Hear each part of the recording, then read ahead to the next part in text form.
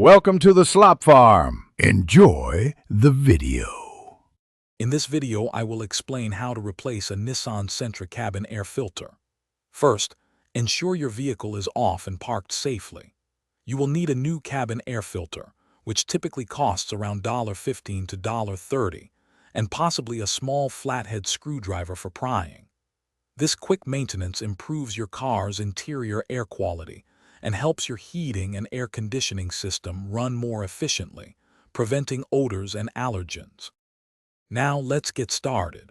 Open your Nissan Sentra's glove box. On the right side, you'll find a small dampener arm. Gently unhook it.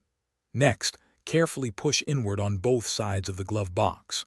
This will release the plastic stops, allowing the glove box to swing down completely. With the glove box lowered, you should now see the rectangular cabin air filter housing, usually located on the right side. With the housing exposed, locate the clips on the filter housing door. Unclip them and carefully remove the door. Now, you can see the old cabin air filter. Gently pull it straight out of its slot. Note the direction of the airflow arrow on the old filter. Take your new filter and ensure its airflow arrow points in the same direction, typically downwards or towards the front of the car, then slide it into the housing. Once the new filter is in place, reattach the filter housing door, making sure it clicks securely. Next, lift the glove box and push its sides inward again to re-engage the stops. Don't forget to reattach the dampener arm to the glove box. Close the glove box and you're all done.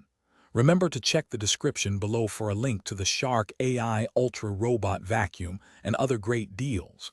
This simple replacement can significantly improve your driving experience.